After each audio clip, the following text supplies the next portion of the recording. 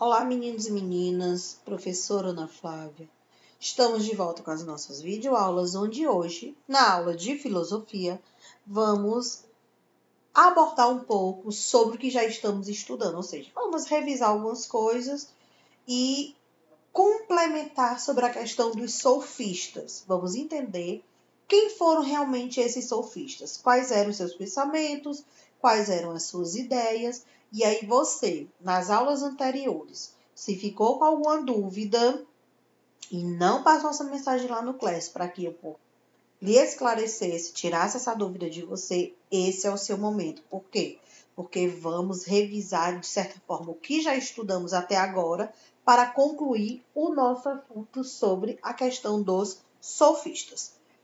O que é que vocês vão fazer? Correr, pegar o seu caderno para fazer a anotação, porque essa anotação vai ajudar você a responder o seu TD, responder às suas atividades e a compreender a função, a importância dos sofistas dentro da nossa história mundial.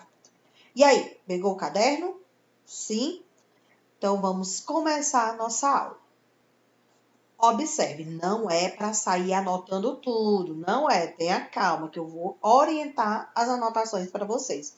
Vamos primeiro entender o que tem aqui na sua tela. Os sofistas, eles não, olha a palavrinha não, eles não eram filósofos, e sim pensadores ao modo filosófico de conceber a natureza. O que isso significa? Eles não eram filósofos, mas eles compreendiam a importância de um filósofo, eles tinham interesse em conhecer os pensamentos dos filósofos e relacionar com a natureza, relacionar com as vivências. Consideravam que conhecer a verdade, quem considerava? Os sofistas. Concebido como algo em si mesmo, era impossível, de modo que mesmo houvesse algo como a verdade. Coisa que, duvidam, ele jamais seria reduzido ao limitado conhecimento humano, de modo que eram relativistas. Professora, não entendi nada. Calma, não precisa entrar em desespero. Vou explicar para vocês. Os sofistas, por não serem filósofos, eles tinham pensamentos além daqueles que os filósofos estudavam. Que pensamento era esse? Eles compreendiam que toda verdade ela poderia ser algo impossível ou não, e que estava tudo limitado ao conhecimento que a gente tem, ao conhecimento humano. Então, se eu não tenho conhecimento sobre todas as coisas, automaticamente eu não irei saber se o que você está me falando pode ser verdade ou não. Então, essa era a questão dos sofistas. Eles não tinham conhecimento de tudo. Então, por não ter conhecimento de tudo, eles não sabiam se muitas coisas eram verdade ou não. Por isso que estava limitado ao conhecimento humano. Um exemplo que pode esclarecer essa posição dos sofistas. O sofista Gorgias dizia que a verdade não pode ser conhecida, e mesmo que pudesse, não poderia ser dita, de modo que qualquer discurso sobre a verdade é necessariamente falso ou distorcido. Por que ele quis dizer isso? Porque se você não tem como saber se a pessoa está falando a verdade, automaticamente ela pode, naquele momento, lhe enganar. Ela pode passar a verdade dela para você e de uma forma que você possa acabar acreditando.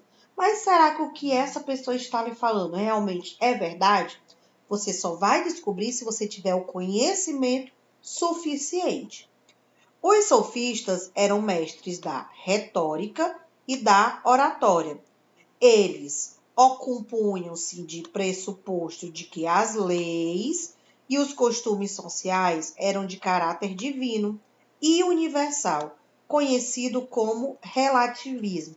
O que é essa palavra relativismo, professora? Realidade, verdade. Então, vamos lá para as nossas observações. Primeira observação que vocês vão anotar no seu caderno. Eu vou dizer o que vocês vão copiar, vou limpar aqui para vocês.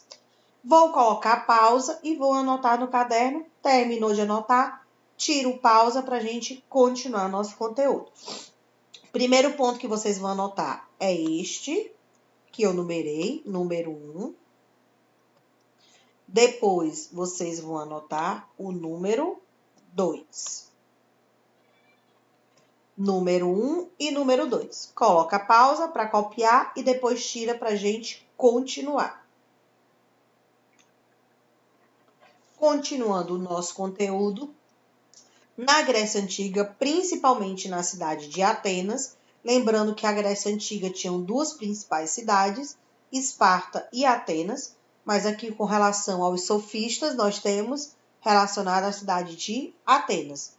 Desenvolveu-se uma corrente de pensadores conhecidos como sofistas, conhecidos como sábios. Eram pagos para ensinar os jovens, principalmente a arte da argumentação. O que é essa argumentação que a gente já viu em aulas anteriores? Saber falar, saber se posicionar, utilizar as palavras certas para convencer o outro daquilo que ele tem em pensamento. Os sofistas faziam parte de uma escola que buscava aprimorar a retórica e ensinar os jovens a arte do conhecimento sobre a questão política. Os sofistas não estavam interessados em conhecer a verdade das coisas. Eles não queriam conhecer a verdade das coisas. O que eles queriam? Procurar a maneira certa das pessoas falarem, das pessoas se expressar. Eles creem que a verdade não existe, pois o que existe são opiniões. Eles quem? Os sofistas, queriam adquirir vários tipos de conhecimento para saber sobre as opiniões. Esse comportamento dos sofistas era muito criticado, já que eles não buscavam conhecer as coisas de fato, e sim ter conhecimento para possuir um bom diálogo. Então, o que a gente pode concluir? Que os sofistas, o que eles queriam era que as pessoas soubessem se expressar, soubessem se colocar diante de uma conversa, soubessem ter palavras bonitas para falar naquele momento, no momento do seu discurso, no momento do seu argumento. O que vocês vão copiar desse slide que estamos observando? Vou limpar aqui para vocês, que vocês vão copiar. Bora lá. Vocês vão copiar, que agora vai ser este ponto. Você vai copiar ele todo, este e esse. E o último. Então, vocês vão copiar o segundo retângulo e o terceiro retângulo. Coloca a pausa para depois a gente continuar a nossa aula. Os sofistas, eles também cobravam pelos seus ensinos. E eles eram, por isso, também muito criticados. Por que eles cobravam pelos seus ensinos?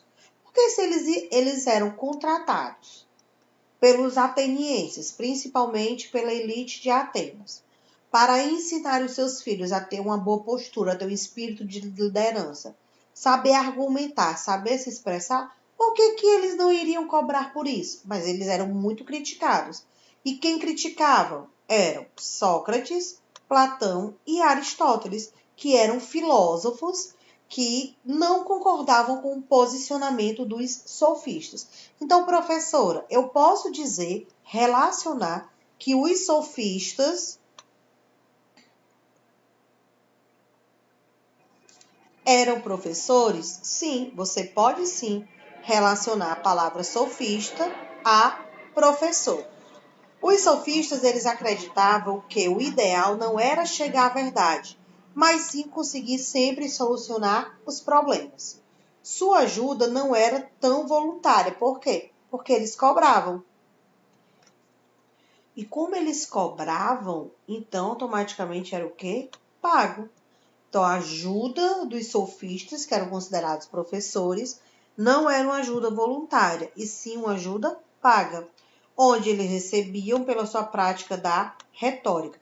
Professor, o que é retórica? Ensino, pela sua prática de ensino. Deixa eu colocar aqui para vocês. Os sofistas propagavam o contrário daquilo que era ensinado por Sócrates. O que é propagar o contrário? Eles mencionavam, eles falavam aquilo que não condizia com a opinião de Sócrates. Sócrates falava uma coisa e os sofistas falavam outra. Lembrando a vocês que os sofistas, eles não eram filósofos. O Sócrates, sim, era um filósofo. O que eles falavam ao contrário do que Sócrates mencionava. Eles não buscavam a verdade, já Sócrates buscava a verdade, mas a melhor opção para ter um benefício próprio. Então, na visão dos sofistas, em vez de sempre procurar a verdade, você sempre tinha que ter o quê? Um bom argumento para qualquer situação que você viesse apresentar. O que é que vocês vão fazer? Colocar pausa e vão copiar as 4 informações, ou seja, os 4 desenhos, os 4 formatos que tem textos. Número 1, o número 2 do nosso slide de hoje, o número 3 e o número 4.